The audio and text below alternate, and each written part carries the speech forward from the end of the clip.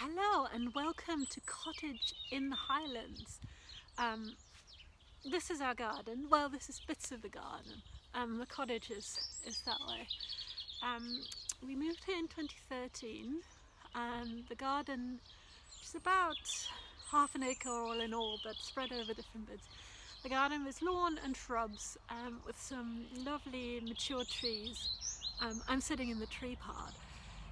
We had many apple trees, plums, greengages, dams and that kind of thing.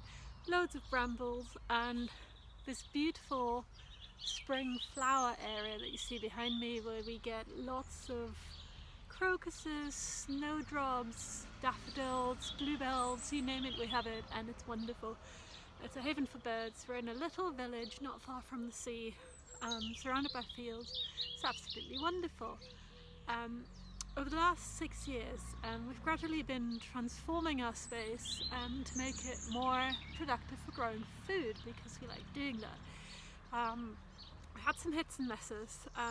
We've had lots of time where we haven't been able to garden for various reasons, but this year we've really made a difference.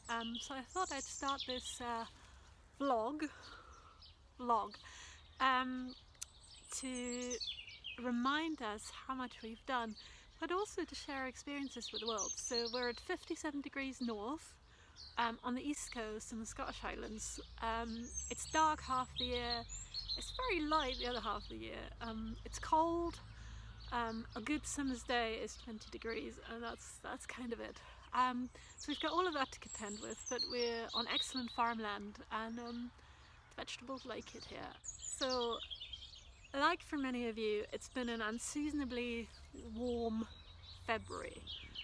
I don't want to call it spring because it isn't, but it's been sunny and warm and ridiculous. Everything is a lot further ahead than it usually is. It's St. David's Day today and the daffodils are out. I don't think this has ever happened. I don't remember this at all.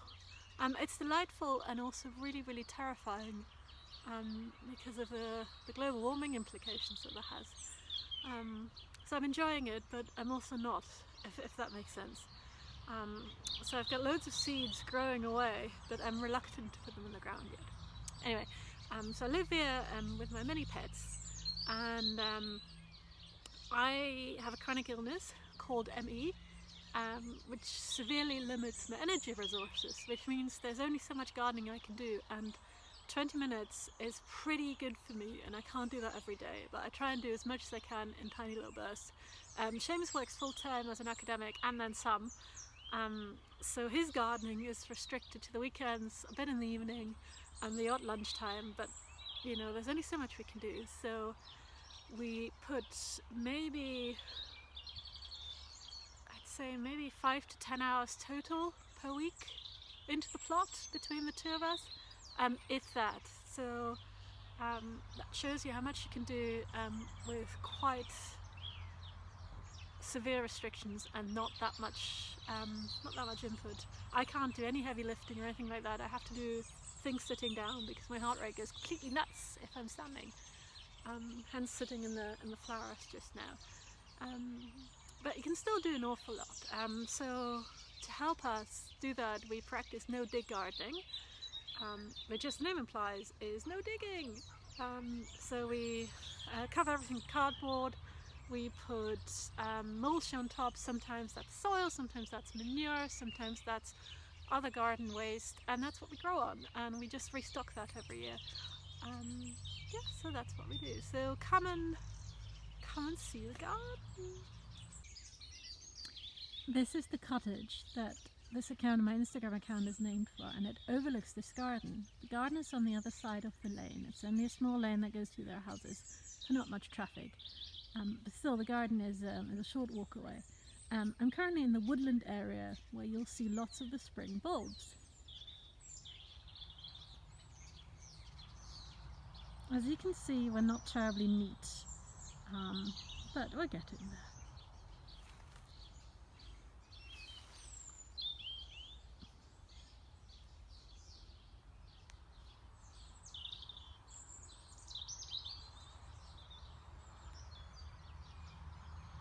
It's the 2nd of February today, Candlemas, Groundhog Day, and I can most certainly see my shadow. just everywhere. So I think we're going to be in for another 6 weeks of winter, which isn't such a bad thing because our last frost day is the second week of May. So 6 weeks would actually be quite good. I'm in the garden today with Archie the dog, who's just brought me his ball. The chickens are out, one of the cats is around. In fact, she's in the tree above me. I don't think she's ever climbed a tree before, so we're quite proud of her. And we are preparing our chicken run for the arrival of new chickens tomorrow. We go and pick up 5 rescue hens tomorrow from elsewhere in the Highlands. And to prepare the big run, we're removing one of the little rabbit houses from where it's sitting empty to put this in the chicken run so that the new girls have somewhere to hide in case the old girls aren't too pleased with company. The chicken run is at the bottom of the garden and the old rabbit enclosure is next to it. We have 7 apple trees, most of them really old in this part of the garden here. I'm standing under the cherry tree filming this, but you can see an apple on the left and there'll be another one coming up on the right. In our growing efforts so far, we've focused in that bit by the big trolley tunnel. That's where our current vegetable beds are. As you can see, we've built some at the bottom as well. I'm in the chicken enclosure and we've just picked up the new girls. We were going to get 5, but we ended up with 6. There's 2 white ones and 2 brown ones, and we've just released them into the main chicken run. So they're getting to know their new run mates and are having a lovely time, and they're beautiful and they make such lovely noises.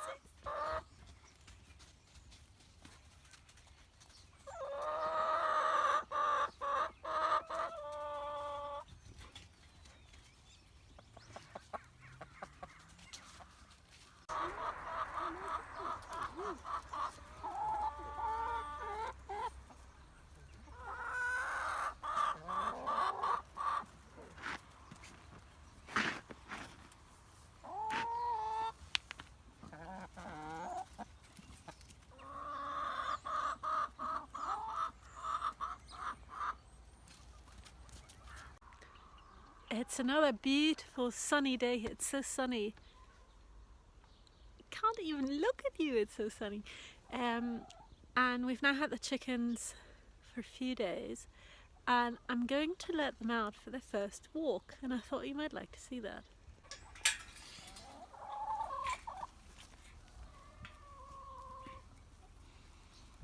That's Horace and Herodotus, brave, going outside. They're the chickens we've had before, so they're used to going outside. But I don't think it'll be long before the others appear.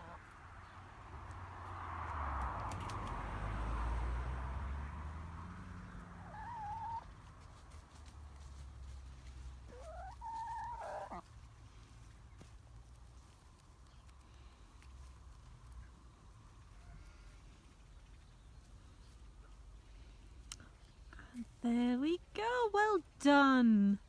Well done, brown chicken.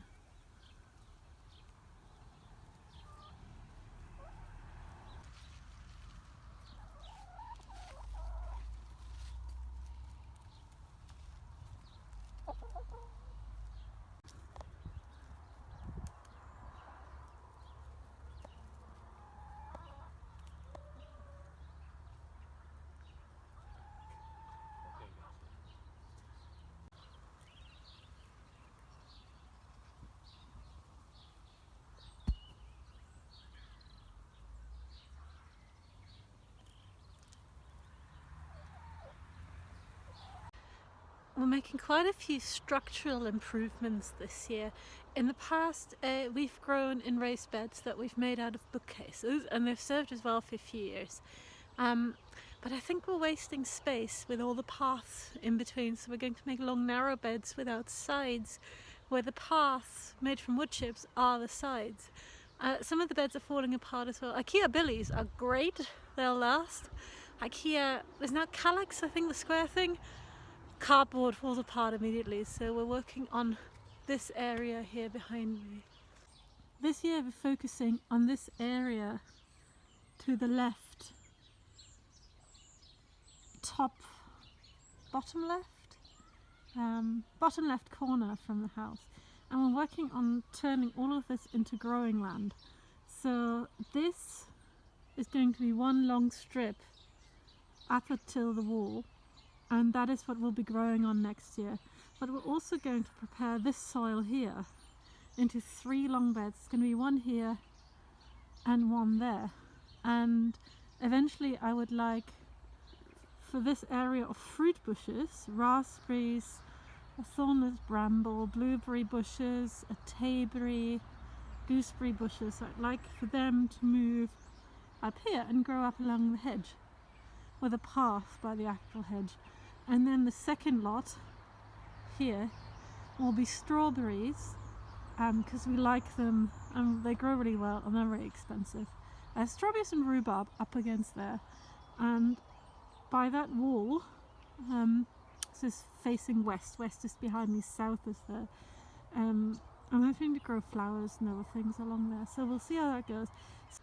So our first job is to lay down cardboard where the new path and beds are going to go, and then we're going to empty the soil from the current beds onto that, put more cardboard underneath there, put the soil back into a straight line for the first long no dig bed, and then frame it with wood chips and put manure on it.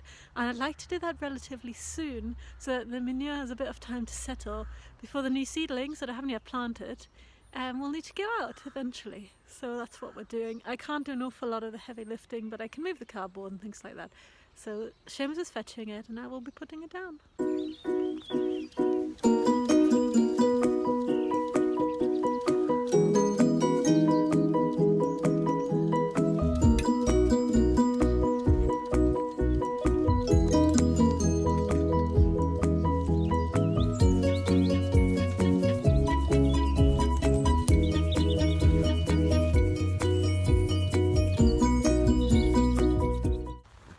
It's the 21st of February today, and it's an amazing day.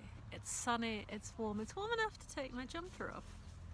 And we're about to have lunch outside. It's just absolutely wonderful and unbelievable.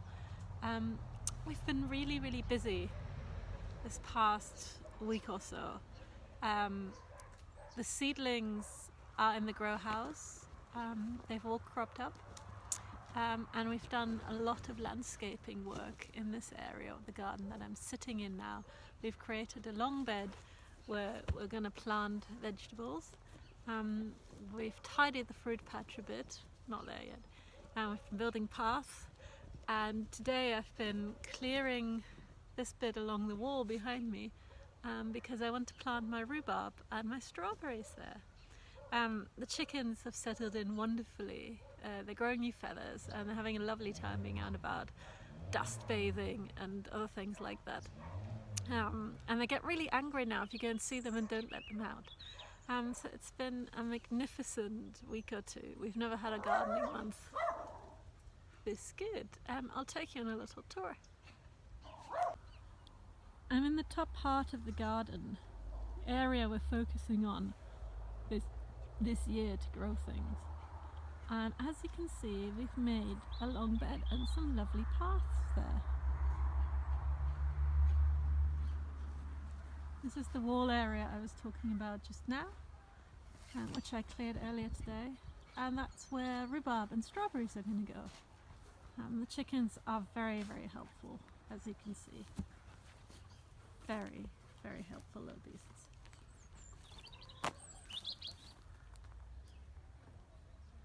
There's 2 more. Having a lovely time in the sun. This area here was loads of small raised beds, and it's now one long bed. It's got cardboard underneath, the soil from the raised beds, and then it's had 1 helping of manure, but it's going to have more. The paths are wood chip, and underneath is either weed suppressing membrane or an old carpet that we've been cutting up. I'm very pleased with this. But I'm even more pleased with the grow house, where we have loads of seeds that have come up. This tray on the right is flowers, and this is the first lot of vegetables, and look at how happy they are. These were germinated in the warm kitchen.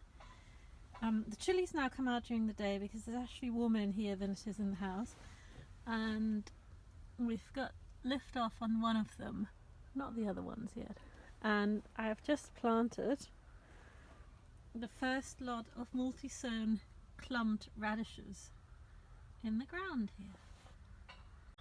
One of the things we've done this month is to clear a big hedge that used to be here and separated the woodland part of the garden from the other half. This entire brown strip was hedge until we took it out. You can see some of our chickens enjoying this new area for their dust bath. Down there is the compost and the chicken coop, apple trees dotted everywhere. And there's some of our raised beds, the polytunnels, and the main growing area up there. I'm sitting in front of the garlic patch. This is actually the frame of an old greenhouse that blew down in the storm. It was one of those ones with a metal frame, but plastic windows, and it didn't survive the winter. That's why we switched to polytunnels, which has been absolutely wonderful. But we grow in the frame every year. So this is 2, 4, 6, 7 rows of garlic that I put in the autumn, and it's doing pretty well. The plants are about this tall, which is really, really good for here. I know I've seen loads of you with much taller plants by now, but for us this is really good. I'm hoping to turn the rest of this bed into spring garlic as well over the next few weeks. So at some point in March, hopefully this will all be garlic. We eat a lot of garlic and it'll be really nice to grow more. So I hope you've enjoyed my little overview of our plot and the things we've been up to in February. This has been an unusual month for us because it's been so warm and because it's been so dry, and because we've been able to garden more often and more consistently than we have in the past. But saying that, we've still not actually done that much. We've made a lot of changes, but we haven't actually put that much time into it. So if you're thinking about gardening on a bigger scale and growing loads of veg, but you think you don't have the time, I'd encourage you to do it anyway, because you don't actually need that much time, and hopefully there'll be lots of tasty veg soon. Thank you very much for watching, and I'll see you at the end of March.